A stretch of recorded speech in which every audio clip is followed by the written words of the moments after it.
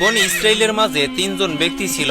একজন ছিল কুষ্ঠরোগী, একজন ছিল টাক এবং বাকি একজন ছিল অন্ধ। মহান আল্লাহ পাক রব্বুল আলামিন তাদেরকে পরীক্ষা করতে চাইলেন এবং তাদের কাছে একজন ফেরেশতাকে পাঠালেন। উক্ত ফেরেশতা কুষ্ঠরোগীর কাছে গিয়ে বললেন, তোমাদের সবচেয়ে পছন্দের জিনিস কোনটি? কুষ্ঠরোগী বলল, আমাকে আমার চামড়ার কারণে মানুষজন ঘৃণা করে, আমি এই রোগ থেকে মুক্ত হতে চাই এবং আমার শরীরে সুন্দর চামড়া চাই। তখন ফেরেশতা কুষ্ঠরোগীর শরীরে হাত বুলিয়ে দিলেন, এর ফলে সে সুস্থ হয়ে গেল এবং সুন্দর চামড়ার অধিকারী হল। এরপরে ফেরেশতা আবারও বললেন, কেমন সম্পদ তুমি পছন্দ করো?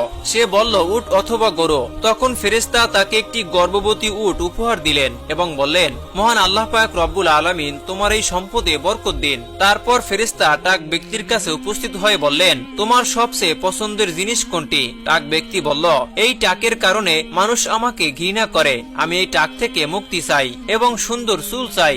আর তখনই ফেরেশতারা টাক ব্যক্তির মাথায় হাত বুলিয়ে দিলেন এবং টাক ব্যক্তির টাক ভালো হয়ে গেল এবং তার মাথায় খুব সুন্দর চুল গজিয়ে গেল। এবার ফেরেশতা বললেন, তুমি কেমন সম্পদ পছন্দ করো? আর তখনই টাক ব্যক্তি উত্তর দিল, আমি গরু পছন্দ করি।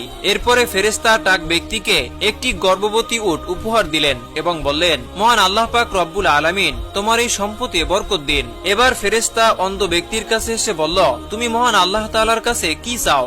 আর তখনই সে বলল, আমি চাই মহান আল্লাহ পাক রব্বুল আলামিন যেন আমার দৃষ্টিশক্তি ফিরিয়ে দেন, আমি যেন এই দুনিয়ার সৌন্দর্য উপভোগ করতে পারি। ফেরেশতা তখন অন্ধ ব্যক্তির চোখে হাত বুলিয়ে দিলেন, অন্ধ ব্যক্তি দৃষ্টিশক্তি ফিরে পেল।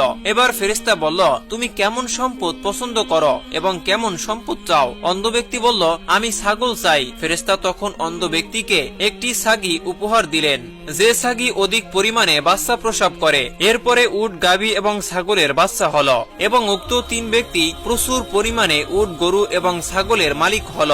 এরপরে একদিন সেই ফেরেশতা মানুষের বেশে কুষ্ঠ রোগীর কাছে উপস্থিত হয়ে বলল, আমি খুবই দরিদ্র একজন মানুষ, আমি আমার সম্পদ হারিয়েছি।